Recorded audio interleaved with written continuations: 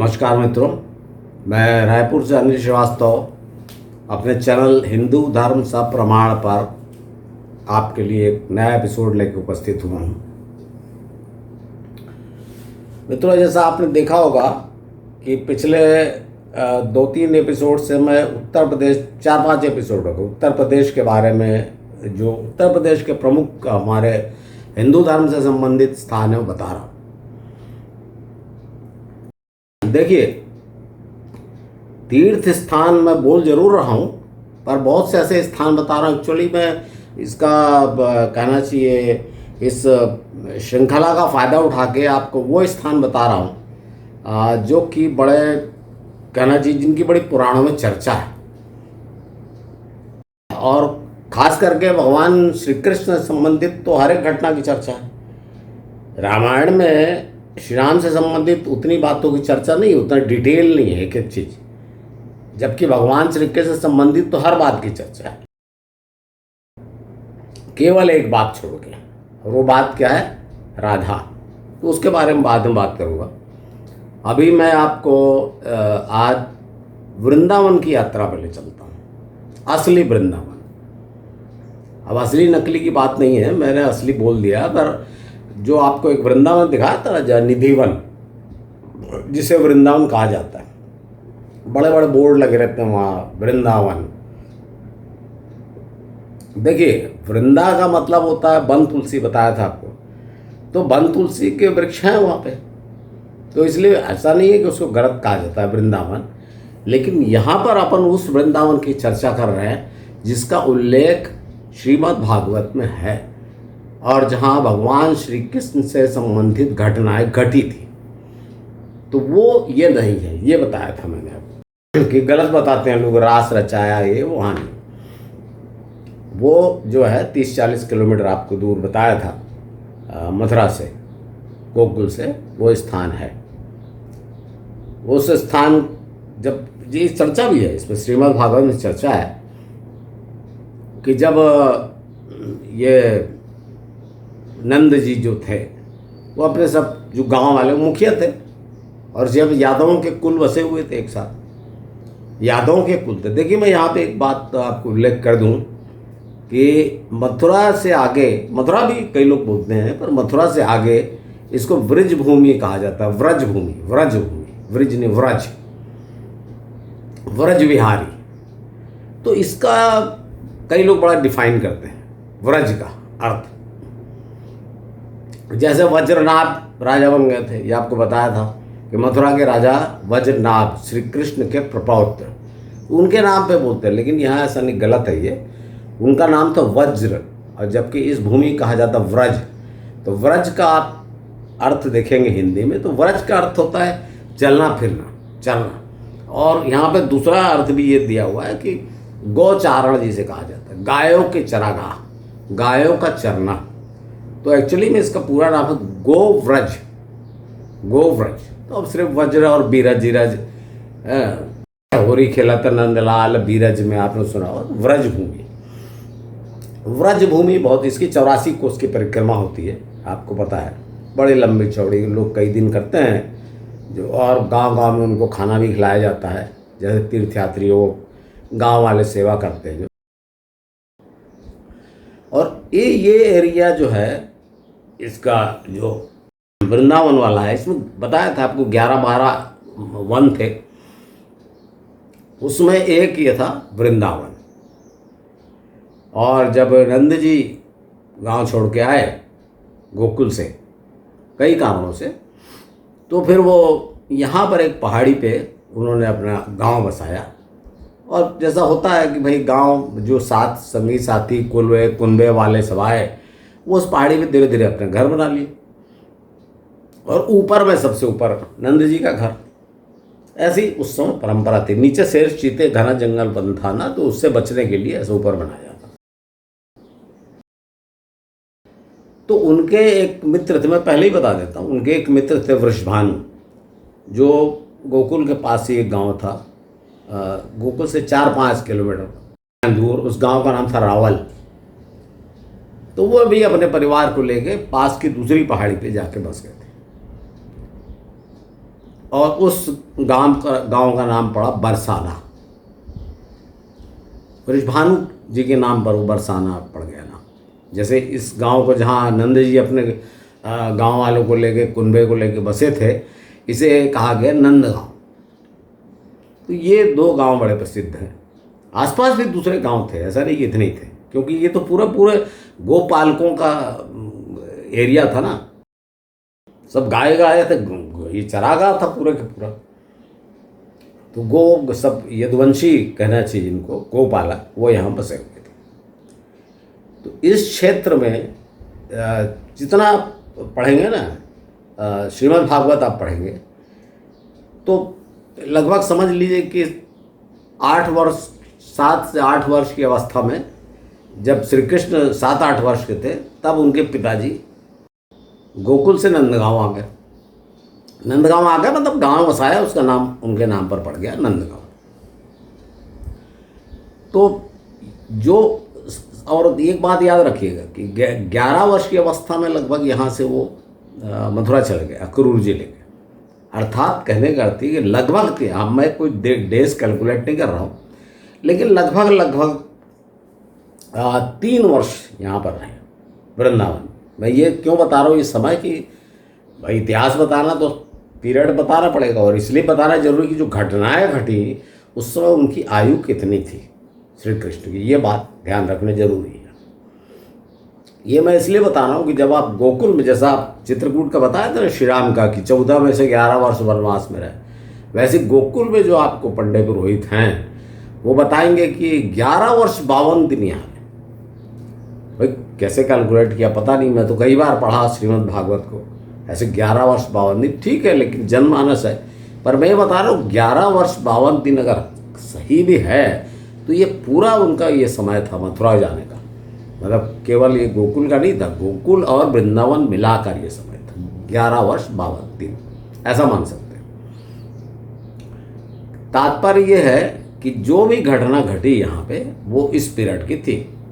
तो लगभग 7 से 8 वर्ष जब उन्होंने सब किया था ना, आपको पता है कि कालिया मर्दन किया और गोवर्धन पूजा, ये सब गोवर्धन धारण जिसको बोलते हैं, कि वो सब जो बताया था आपको मैंने पिछले एपिसोड में, तो वो सब घटनाएं घट चुकी थी। तो जब वे वृंदावन पहुंचे सबके सब, तब उनको नए संगी साथी, अपने तो थे ही, अपने जो गांव वाले सखा थे वो थे ही, दूसरे आसपास जब गांव बस गए, पास हो गए, तो गांव वाले भी हो गए सब। तो ये सब बच्चे अब चूंकि बड़े भी हो रहे थे, तो ऐसा कहना चाहिए उनके शैतानियाँ, उपद्रव बढ़ गए थे। तो यहाँ पर वो सब घटनाएं घटी, माखन चोरी और गोपियों का मटका फोड़ना, ये सब घटनाएं हैं। जो शैतानियों वाली घटनाएं वो यहाँ है, क्योंकि 8 से 11 वर्ष की उम्र है। तो 8 से 11 वर्ष की उम्र में पहला स्थान जिसका इसमें वर्णन है वो मैं आपको बताता हूँ, और बड़ा प्रसिद्ध है, और पंडित लोग बड़ा उसको अद्भुत तरीके से बताते हैं, आप जब सुन के मगन हो जाएंगे। और वो है गोपियों का वस्त्र हरण। और ये घटना, हालांकि उसमें भी बड़ा मतभेद है। एक जगह बताई जाती है चीर घाट वृंदावन में, और एक और बताएंगे पुराना असली चीर घाट, तो वो शेरगढ़ करके गांव है, थोड़ी दूर पर है, उसी क्षेत्र में, तो वहाँ पर है शेरगढ़। तो खैर ये घाट हो या वो घाट हो, इससे मेरा मतलब नहीं है। मतलब ये दोनों जगह कदम के वृक्ष हैं, दोनों जगह बताया जाता है कि ये चीर घाट है। यहाँ पर जो मैं आपको बताना चाहता हूँ कि श्री कृष्ण ने बहुत ही सिंपल बात है, देखिए 8-9 साल 10 साल का शैतान बालक, जब उसने देखा कि जो महिलाएं हैं, गोपियां जिनको कहा गया, वो यमुना में स्नान कर रही थी, और उनके वस्त्र किनारे रखे हुए थे। जो स्नान करके आती अपना वस्त्र बदलती, सूखे कपड़े, तो वो उसको लेके पास में कदम्ब का वृक्ष था, उस पर चढ़ गए। और जब वो चिल्लाने लगी कि भाई हमारे वस्त्र तुम क्यों ले गए, जब उन्होंने देखा अरे वस्त्र गायब है, तो उन्होंने कहा भाई आके ले लो अपने वस्त्र। सिंपल सी इतनी शैतानी। जब उन्होंने डांटा होगा, धमकी दी होगी कि भाई मैं यशोदा मैया को हम लोग बता देंगे, तो वे चले भी गए होंगे डर के मारे कि अब ज़्यादा हो रहा है। लेकिन इस घटना का वर्णन श्रीमद् भागवत में भी है, बहुत अद्भुत है, और पता नहीं कैसे इसको एक्सप्लेन करते हैं लोग, पर वो बड़े अद्भुत तरीके से। कोई बोलेगा कि भाई वो ब्रह्म थे, उन्होंने कहा ब्रह्म के सामने क्या लज्जा, ऐसा बड़ा उसको गंभीर बना के आपके सामने पेश किया जाएगा।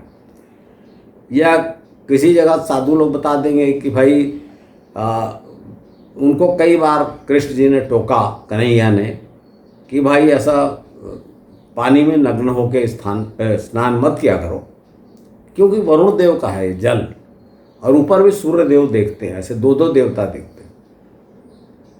तो नहीं मानी तो वो लेके चढ़ गए। ऐसा इस तरह की कहानियाँ, सिंपल सी बात है, ये वो स्थान है, उनकी शैतानी का एक सबूत स्थान है कि जहाँ पर वे नहाती हुई गोपियों के वस्त्र लेके चढ़ गए। बहुत सिंपल शैतान बालक की कहानी, इतना समझ गया। लेकिन देखिए मित्रों, मज़ेदार बात क्या है कि मैं इतिहास बोल रहा हूँ आपको, और इतिहास बता ही रहा हूँ। इतनी पुरानी घटना, ये घटना भी 5000 वर्ष पहले की है। लेकिन हिंदू धर्म में और दूसरे धर्मों में यही अंतर है कि ये इतिहास को जीवंत रखे हुए, मतलब आज जैसे वो गोपियों का वस्त्र लेके चढ़ गए थे, जिसके कारण उनको डांट पड़ी, जो भी हुआ होगा, आज लोग वहाँ अपनी मान्यता पूरी करने बोले चीर बांधते हैं उस वृक्ष पे। अरे गजब, यही तो देख के बड़ा आश्चर्य होता है। खैर, इस पर मैं ज़्यादा नहीं बोलूँगा। इसी तरह से एक घटना, और जैसे आपको कालियावर्धन वहाँ बताया था, कालिया नाग के ऊपर फन पे नाच रहे हैं, तो वैसे ही यहाँ भी एक सांप वाली घटना घटी, और उसको कहा गया अघासुर। बोलो इतना बड़ा, अब सबको कहा गया कि अघासुर क्या था। यहाँ पे भाई उन्होंने शैतान थे, जिसका फाड़ दिया, मुंह फाड़ दिया, मार दिया, वो सब असुर हो गए। जैसे देखिए, एक पूतना वहाँ मरी थी गोकुल में, अब यहाँ पे एक बकासुर, मतलब जो बक जानते हैं ना, बगुला की चोंच पकड़ के फाड़ दिया, मुंह, मर गए। तो बकासुर का भाई था, बड़ा भाई अघासुर, उसको पता लगा मेरे भाई को मार दिया, तो वो आया श्री कृष्ण खाने, और ये सब कंस के भेजे थे। मतलब जो भी शैतानी होती थी जिसको श्री कृष्ण मार देते थे, उसका वर्णन इसमें श्रीमद् भागवत में इस रूप में है कि ये कंस के भेजे हुए असुर थे। तो अघासुर है, तो वहाँ बताया कि बड़ा, इतना बड़ा 20 किलोमीटर लंबा, 1 योजन लंबा सांप अजगर, एक गांव से बड़ौत गांव, बड़ा बढ़ता गया तो बड़ौत गांव तक गया सड़क का। तो उसने अपना मुंह खोला, इतना बड़ा कि वो श्री कृष्ण पर इतना बड़ा कर लिया अपने शरीर को कि श्री कृष्ण पहचान ही नहीं पाए कि भाई ये सांप है। वो सोचे कोई गुफा है और आ जाए। तो सब बालक लोग तो उसमें जितने उनके साथी थे आए कि क्या है भाई, ये कौन सी गुफा है। तो जब श्री कृष्ण आए तो उसने अपना मुख बंद करने की कोशिश की, तो उन्होंने उसके मुख को फाड़ दिया। इसका वर्णन है अघासुर वध। ऐसे अनेक हैं जो जंगली गधे होते हैं। तालवन था, जंगली गधों को उन्होंने पटक के उन्होंने बलराम ने मारा। मेरे संगी साथियों ने कहा, तालवन जानते हैं ना, ताड़ के वृक्ष, तो ताड़ के वृक्ष थे, तो उसमें ताड़ के फल पके हुए थे। तो साथियों ने कहा कि भाई खा नहीं पा रहे क्योंकि वहाँ पे बड़ा खतरा है, जंगली गधे हैं और दुलत्ती मारते। तो बलराम और श्री कृष्ण गए, कई गधों को पटक के मारा, भगाया, कई को वृक्षों से पर उठा के दे मारा। तो फिर वो सब भाग गए, बाकी बच्चे खुचे, और इन्होंने खूब खाए। तो यहाँ इस कहानी में भी आप देखिए बताना क्या है, चाहे अघासुर वध हो, चाहे ये गधों को मारने वाला हो, इसमें कोई असुर कहा गया है। इसमें ये बताता है कि जब वो 10 साल के थे तब कितने शक्तिशाली थे। और बलराम को उधर बताया था ना, 2 ही दिन पड़े थे, तो कितने शक्तिशाली थे। शक्ति देखिए, 10 साल का बालक कितने जबरदस्त शक्तिशाली है। तो ये जो घटना है ना, इसका मैं ज़्यादा वर्णन नहीं करूँगा, ये सब स्थान बताया जाता है। जो मुख्य घटना श्री कृष्ण के जीवन में घटी और जिसका बहुत ज़्यादा उल्लेख है उनके बचपन में, ये तो छोटी छोटी घटनाएं हैं, चाहे गोकुल हो चाहे यहाँ हो। प्रमुख घटना वो गोवर्धन पूजा वाली थी, गोवर्धन धारण वाली। वृंदावन में जो सबसे प्रमुख घटना थी वो थी राधा से उनका परिचय। तो मैं इसके बारे में आज आपको थोड़ा सा सविस्तार वर्णन करूंगा, इसलिए कि ये नाम बहुत ज़्यादा गूंजता है। आप देख रहे होंगे अभी भी कई संत, एक जो आप देख रहे होंगे प्रेमानंद महाराज हैं, तो सब राधे राधे बोलते हैं। जब आप वृंदावन में जाएंगे, ब्रज में जाएंगे, तो वहाँ राधे राधे ही बोलते हैं, आपस में नमस्कार करते हैं। तो जय सिया राम या राम राम या जय श्री कृष्ण जैसे गुजरात में बोला जाता है, वो नहीं बोलते, राधे राधे। और कई पुस्तकें, जैसे आपको बताया था, जो बड़ा भाई महाकाव्य प्रसिद्ध गीत गोविंद जयदेव का लिखा हुआ, और राधे राधे, उसमें राधा को कहा गया कृष्ण की महाशक्ति, और कृष्ण में समा गई, इस तरह का कहा गया, उल्लेख किया गया। मतलब राधा को श्री कृष्ण की शक्ति बताया। अब यहाँ पे अपन ये देखने की कोशिश करेंगे, क्या ये सच है, क्या वो वास्तव में कोई नहीं थी? क्यों बात क्यों हुई ऐसी कि भाई वो कोई थी नहीं, सिर्फ शक्ति थी, अदृश्य शक्ति थी? ऐसा क्यों ऐसा कहा गया? इसलिए कहा गया है मित्रों कि जो श्री कृष्ण से संबंधित 3 महाकाव्य है ना, श्रीमद् भागवत, महाभारत और हरिवंश पुराण, इन 3 मोटे मोटे ग्रंथों में राधा की चर्चा ही नहीं। गोपियाँ लिखा हुआ है, गोपियाँ, गोपी। श्री कृष्ण ने जब बोला था ना, मथुरा में जाके उद्धव को भेजा था, उद्धव मोही ब्रज बिसरत नाही, तो गोपियों का हलचल पूछा, राधा वर्ण नहीं है। तो जब इतनी प्रसिद्ध थी, शक्ति थी, सब थी, तो अब इसमें कन्फ्यूजन ये हो जाता, भ्रम हो जाएगा आपको कि वास्तव में राधा थी भी कि नहीं थी। ये सिर्फ एक कहानी है। आपको जो पहले निधिवन का बताया था, वहाँ भी क्या है कि वे राधा और कृष्ण आते हैं रात में, अर्थात पूरे ब्रजमंडल में राधा, मतलब श्री कृष्ण के साथ राधा का ही नाम लिया जाता है। तो भाई वास्तविकता क्या है, सच बात क्या है? तो इस बात पर आइए थोड़ा सा देखते हैं कि क्या लिखा है ग्रंथों में, और वहाँ भूमि पे, स्थल पे जाके भी क्या पता चलता है। तो देखिए, गोकुल के से 5 किलोमीटर दूर पे लगभग एक गांव है रावल, इसे राधा का जन्म स्थान कहा जाता है। और जो उनके पिता थे वृषभानु और माता कीर्ति, उनका अच्छा परिचय था इनसे, नंद जी से, नंद यशोदा से अच्छे परिचित थे। तो तब वो कहानी है उसमें कि भाई उनके कोई पुत्र पुत्री नहीं थे, तो गंगा यमुना माता से रोज मांगती थी नहाते समय कि मेरे को एक पुत्री दे दो, तो पुत्री हुई। ऐसा कहानियाँ हैं। अब बड़ी कहानी है कि जब वो उनका जन्म, हाँ यहाँ पे मैं कहानी इसलिए सुना देता हूँ कि उसमें फिर एक अपने काम की बात निकल आएगी। तो कहानी ऐसी है कि जब उनका जन्म हुआ पुत्री का वृषभानु जी के घर, तो उसने आँख नहीं खोली। तो हाँ, इनको बड़ी चिंता हो गई, इसके तो आँख खुली नहीं रही, देख ही नहीं रही, आँख खोल नहीं रही। तो वैसे ही तो लगभग इस तरह से 11 साढ़े 11 महीने बीत गए। फिर एक दिन यहाँ से गोकुल से खबर आई, नंद जी का समाचार मिला कि भाई पुत्र पैदा हुआ है। जो भी उन्होंने फंक्शन किया होगा, तो उसमें वृषभानु जी कंधे पे टांग के राधा को गए वहाँ गोकुल। तो वहाँ कृष्ण जी पालने में थे, वो तो नवजात थे। जो भी छठी बट्ठी हुई होगी उसके बाद उन्होंने दिया होगा निमंत्रण सबको। तो कहानी ये है कि उस समय पहली बार राधा ने आंखें खोलकर देखा श्री कृष्ण को। अर्थात ये कहानी है मित्रों, इसका कोई वो नहीं है, पर कितनी सुंदर कहानी कि भाई राधा ने ये सोचा कि मैं इस दुनिया में आँख तभी खोलूँगी जब श्री कृष्ण को देखूँगी। ऐसा समझिए, इसका अर्थ है। पर मैं आपको यहाँ पर ये नहीं बता रहा हूँ क्योंकि अपना उद्देश्य तो अलग है। मैं आपको यहाँ बता रहा हूँ कि यहाँ इससे ये पता चलता है कि श्री कृष्ण से राधा लगभग 11 माह बड़ी थी। ये बात देखिए। तो जब जो भी संकट आया, भाई पास ही पास थे सब, रावल गांव और गोकुल सब मथुरा के, नदी के उस तरफ ये सब थे, नदी के दूसरे तरफ मथुरा। तो कंस से त्रस्त तो रहते ही थे। तो जब नंद जी चले गए अपने कुंबे को लेकर वृंदावन, तो वृषभानु जी ने भी ये निश्चय किया कि अपने को भी चलना चाहिए, तो वे भी अपने कुंबे को लेकर चले गए। तो देखिए ये सब तो सच्चाई है। रावल गांव है, बरसाना है, नंदगांव है।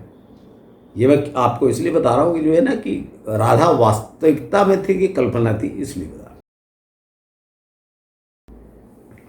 मतलब राधा बड़ी थी श्री कृष्ण, एक बात तो अब पुराना परिचय था ही, बच्चे बड़े हो रहे थे। हाँ एक बात, मैं छोटी सी बात, बड़ी प्यारी सी बात है इसलिए बता रहा हूँ आपको कि चूंकि राधा का ये गांव जो था, राधा जी कहना चाहिए भाई, आप लोग की श्रद्धा वाली बात है। राधा जी का गांव था रावल, और वो उस समय जब छोटी थी तब की बात है ये। वो भी ऐसे ही 8 साल की समझ लीजिए, 8 साल 9 साल जब थी तब यहाँ थी।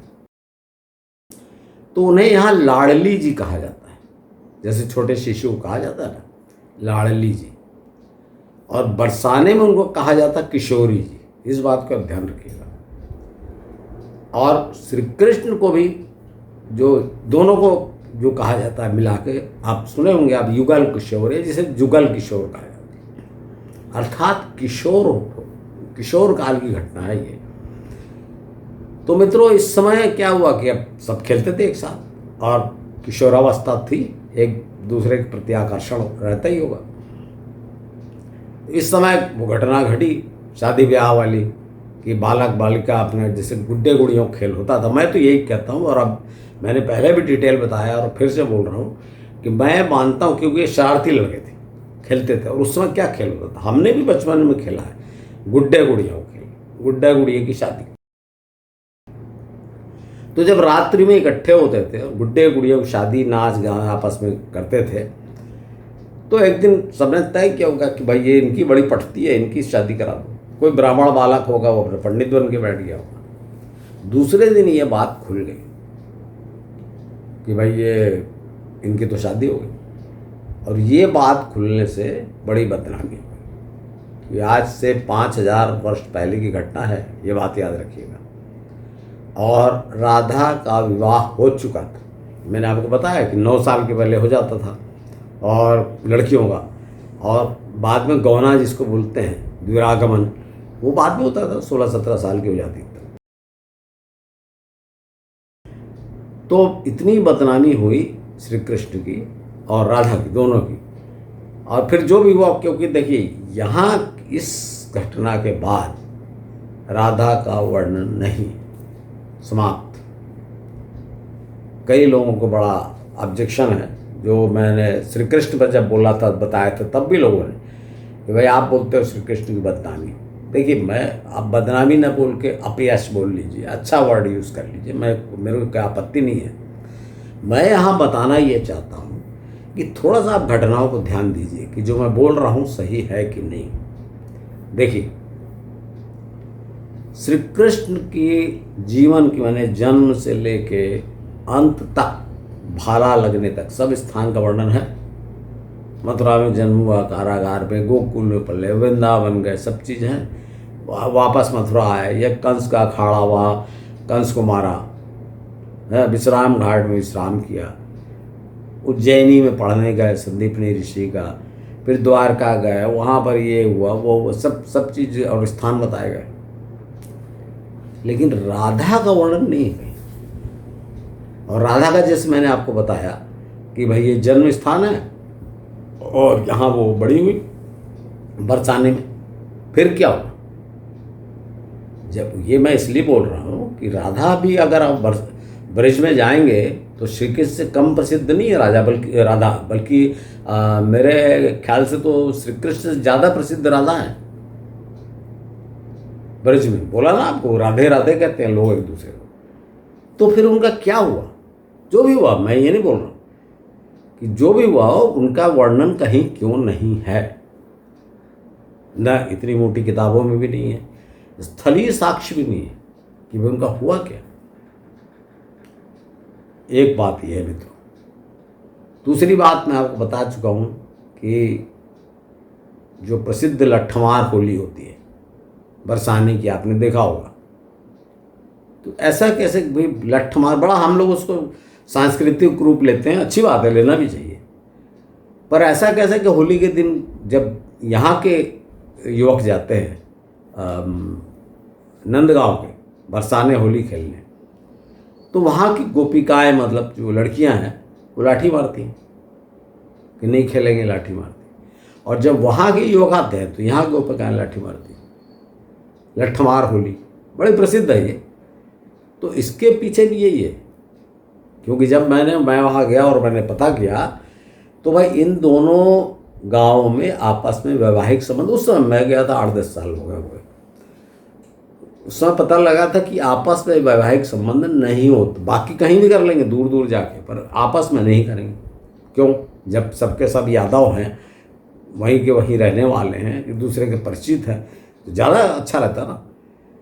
और जैसा मैंने आपको बताया था कि एक बड़ी प्रसिद्ध पुस्तक वहाँ चलती है, ब्रज विलास, अच्छा गा गा के लोग सुनाते हैं, तो उसमें से बताया जाता है कि राधा कृष्ण का विवाह हुआ और वृषभानु जी ने इतनी बैलगाड़ियों में भर के दहेज दिया कि नंद जी का घर छोटा था, वृषभानु जी बड़े आदमी थे, तो इतना दहेज दिया कि वो इनके घर में रखने की जगह नहीं थी। तो जब राधा का विवाह हुआ श्री कृष्ण से, तब तो जब श्री कृष्ण गए तो भाई राधा को जाना चाहिए ना साथ में। अब उसके बाद अगला पॉइंट देखिए कि श्री कृष्ण को जो यशोदा मैया छोड़ती नहीं थी जरा भी। जब अक्रूर जी आए, कितनी उम्र थी? 11 साल। ऐसा नहीं कि कोई बड़े हो गए। 11 साल में जब अक्रूर जी लेने आए तो श्री कृष्ण बलराम को विदा कर दिया, दोनों एक साथ। और उसके बाद आप देख लीजिए, लिखा हुआ है कि वो वसुदेव जी का ऐसा वैसा, पर वो कहीं खास ऐसा वर्णन नहीं है। और वसुदेव जी का वर्णन है, वसुदेव देवकी को द्वारका वारका का, वो भी मैं नहीं मानता। वो तो इतने उम्र दराज हो गए थे कि क्या पता क्या हुआ। लेकिन इनका तो वर्णन है ही नहीं, नंद जी का और यशोदा का, कि भाई इनका क्या हुआ। अर्थात जब श्री कृष्ण मथुरा गए तो कभी व्रज में लौट कर नहीं आए। अपने नंद बाबा और यशोदा मैया से मिलने भी, इस बात को आप ध्यान रखिए। और मित्रों, अगर आप बोलते हैं जैसा लोग वहाँ बोलते हैं, व्रज में बोलते हैं, ये जो शादी हुई थी वाली बात, कि जब शादी हुई इसलिए वो जो आपको बताया था वहाँ जो मथुरा के पास जिस क्षेत्र को निधिवन में वो रास रचाने आते हैं, ऐसा सब कहा गया। तो मित्रों, अगर ऐसी बात है तो श्री कृष्ण की सबसे बड़ी पटरानी तो राधा होना चाहिए, तो पहला विवाह तो उनसे ही हुआ। तो क्या द्वारका में राधा का कोई वर्णन है? नहीं। उनकी पहली पत्नी कौन बनी? रुक्मिणी। पूरे महाराष्ट्र में और पूरे गुजरात में रुक्मिणी श्री कृष्ण ये कहा जाता है, वहाँ राधा कृष्ण नहीं कहा जाता, रुक्मिणी श्री कृष्ण। तो ये सब घटनाएं बताती हैं उस जमाने के हिसाब से इस किशोर किशोरियों के आकर्षण को बदनाम कर बड़ी बात हो गई, गांव वालों के बीच दुश्मनी हो गई, ऐसा समझिए। और इसी काल से ये जो किताबें लिखी गई हैं आज से पुरानी प्राचीन, तब इसका कोई वर्णन नहीं। तो फिर प्रश्न उठता है कि भाई फिर आज राधा जी इतनी प्रसिद्ध कैसे? तो देखिए उसका कारण फिर वही बताया आपको, चैतन्य महाप्रभु। और जो ये पुस्तकें महाकाव्य लिखे गए, जो गीत गोविंद जैसे, राधा को कृष्ण शक्ति भक्ति, मतलब भक्ति मार्ग समझिए आप। तो उसके कारण देखिए कई संप्रदाय ऐसे उसमें अपने आप को राधा बताते हैं, पुरुष भी नथवत पहने रहते हैं, अपने आप को राधा बताई, श्री कृष्ण को अपना पति मानेंगे। तो इतना ज़्यादा प्रचार वहाँ पर भक्ति में है, पूरे व्रज क्षेत्र में राधा ही राधा। कोई किसी को डांटेगा भी तो राधा राधा करके डांटते हैं। लेकिन मैंने बताया ना कि श्री कृष्ण जब 11 साल की उम्र में व्रज क्षेत्र को छोड़ के मथुरा गए, तो जब कंस का वध किया, फिर आगे उनका जो जीवन चला, वो उसके में राधा का कहीं नाम नहीं है। इस बात का ध्यान रखिएगा। हाँ, एक बात मैं आपको बता दूं कि इसी ब्रज क्षेत्र में जो नंदगांव पहाड़ी है, गांव है, उसके बगल से एक रास्ता जाता है, कच्चा मार्ग। जब मैं देखा तब कच्चा था, कच्चा मार्ग यमुना की ओर जाता है और इस मार्ग कहा जाता है अक्रूर मार्ग। और अक्रूर जी कहा माना जाता है इसी से इसी मार्ग से रथ में बैठा के बलराम और श्री कृष्ण को अक्रूर जी मथुरा ले गए थे। और यहाँ जब वो मथुरा ले गए ना, तो फिर यहाँ पर एक दो छोटी घटनाएं देखिए। जैसे आपको एक बताया था गोकुल का, कि जब श्री कृष्ण मिट्टी खा रहे थे तो यशोदा मैया ने कहा मुंह खोलो, तो अंदर ब्रह्मांड। ये इस बात की चर्चा मैं इसलिए कर रहा हूँ कि श्रीमद् भागवत में है। फिर आप बोलेंगे आप इस बात को नहीं बताया, इसलिए मैं बोल रहा हूँ कि जब श्री कृष्ण को ये सब कब की बातें हैं, जब श्री कृष्ण को 16 कलाओं से युक्त पूर्ण ब्रह्म मान लिया गया, तब का ये सब वर्णन है। तो तब तो फिर हर बात अद्भुत होगी। फिर वो बड़ा भारी सांप को भी मार देंगे और मुंह खोलेंगे तो ब्रह्मांड भी दिखेगा। उसी प्रकार से जब अक्रूर जी लेके गए मार्ग में, तो जब वो यमुना के किनारे पहुँचे, वहाँ से यमुना पार करके उस तरफ मथुरा है, तो उन्होंने वो स्नान के लिए उतर गए अक्रूर जी। तो इसका वर्णन है इसमें कि अक्रूर जी जब डुबकी मारे नीचे, तो उनका दिखा श्री कृष्ण बैठे हुए मुस्कुराते हुए सिंहासन में। तो उनको बड़ा आश्चर्य हुआ, तो वो तुरंत ऊपर आ गए और ऊपर उन्होंने देखा कि अरे श्री कृष्ण जी तो रथ में बैठे हुए बलराम श्री कृष्ण। फिर वो डुबकी मारे, फिर उनको दिखे। तो ये सब प्रकरण है इसमें। और ये सब आपको जैसे मैंने बताया कि ये सब अद्भुत प्रकरण हैं, जोड़े गए प्रकरण हैं। और इन्हीं प्रकरणों की चर्चा आपसे जो कथावाचक है वो करते हैं। तो वास्तविकता में आप देखिएगा राधा का ये सब जो मैंने आपको बताया, इसके बारे में नहीं बताते पंडित। जितनी भी जो बातें हैं ना आप, जबकि सत्य को जानना जरूरी है। और इसलिए ज़रूरी है कि बेचारी एक लड़की जिसे किशोरी जी और फलाना कहा जाता है, अब खेलते थे, अब उसमें क्या हो, खैर ये बहुत पुरानी बात है, उसमें तो ऐसा होता ही था। सीता जी का भी आपको याद होगा ना, 9 साल की उम्र में उनके पिता चिंतित हो गए थे कि अभी तो 9 साल की हो गई, अब इसका विवाह कहाँ होगा, अब तो नहीं हो सकता, मेरी कन्या अनब्याही रह जाएगी। ऐसे वो चिंता हो गई थी 9 साल में। तो ऐसी जो लड़कियों की स्थिति, और आर्यों का ये तरीका ही था। आप देखें ना यार, आपको अगर लगेगा कि ये बड़ी पुरानी बात है, तो मित्रों मैं आपको बता दूं कि चाहे आपके जाटों की खाप पंचायत होती है या मुस्लिमों का जो तरीका है, ये सब आर्यों का वही तरीका है प्राचीन। ये सब आर्य लोग, आर्य परंपराएं हैं। आज आप मुस्लिम बोल देते हो, आज आप जाट परंपरा बोल देते हो, ये सब आर्य परंपराएं हैं, जहाँ लड़कियों को जर जमीन जोरू कहा जाता ना। ये माने जोरू को जर मतलब धन संपत्ति और ज़मीन के बराबर दर्जा दिया जाता है कि ये इस पर कब्जा रखो, इस तरह का। तो वही है, वही मानसिकता है सब, कोई भी चीज़ हो। तो मित्रों आपको मैंने जो वृंदावन के बारे में बताया, और बहुत है ना, आप जाएंगे तो कदम कदम पे कहीं आपको चिन्ह दिखाए, भैया गाय चराने आते थे, तो ये देखिए यहाँ पर निशान है उनके, श्री कृष्ण के पैर के निशान है। तो ऐसे आप पूरे व्रज में घूमिए और आपको 50 जगहों पे श्री कृष्ण के निशान दिखाए जाएंगे। तो है तो श्री कृष्ण की भूमि। और आपको मैं आज कितने भी ज्ञान की बात करूं, मैं स्वयं भी इसको आपके साथ ही शामिल होता हूं कि जब हम उस क्षेत्र में जाते हैं जो पूरा क्षेत्र कृष्णमय है, तो सब ज्ञान में आना एक तरफ रह जाता है, तो वो अलग बात है। तो इसलिए मैं आपको ये बोल रहा हूँ कि ये मेरी बात सुन के भी आप अवश्य जाएं देखने। क्योंकि देखिए इतिहास अपनी जगह है, श्रद्धा अपनी जगह है। अब जैसे आप देखिए, जैसे मैंने आपको मथुरा का बताया, तो मथुरा में मैंने आपको बहुत से प्रसिद्ध मंदिर हैं। बांके बिहारी जी का मंदिर, और बड़े बड़े विशालकाय मंदिर, श्रीरंग जी का मंदिर, और अभी नया तो एक बड़ा खूबसूरत मंदिर जो एक थे ना उनके, क्या नाम था, तो वो प्रेम मंदिर करके बड़ा भारी बनाया है, बहुत खूबसूरत है। तो ऐसे बड़े बड़े लोग, बस मेरा सिर्फ इसमें कहना यही है कि जब आप मथुरा जाते हैं तो ये बड़े बड़े मंदिरों में जाके यहाँ दर्शन वहाँ दर्शन, सब दर्शन वर्शन करें, वापस आते बोले हम मथुरा घूम लिए। आप कंस का किला देखने तो जाते ही नहीं, अखाड़ा देखने तो जाते ही नहीं, ये मेरा कहना है। बहुत से लोग वहाँ पे स्थान है रमण रेती, बोले रमण रेती में ही जाके भाई रेत में कूद रहे हैं, बोले यहाँ कृष्ण जी खेलते थे।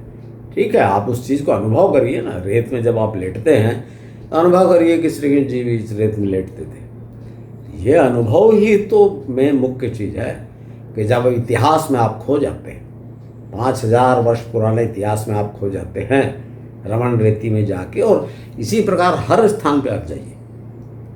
मैं तो ये आपको बता रहा हूँ, मैं तो इतना पुराना इतिहास बता रहा हूँ, और धार्मिक दृष्टि से आप तो भावना से ओतप्रोत हो ही जाएंगे।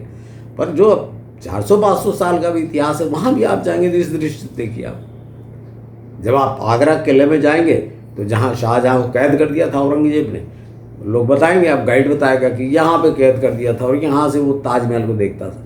तो आप उस पथरीले जो फर्श है उस पर आप चहलकदमी करके सोचिए कि कभी यहाँ ऐसे ही टहलते हुए शाहजहाँ ने 11-12 वर्ष बिताए थे, तब आपको अलग अनुभूति हुई।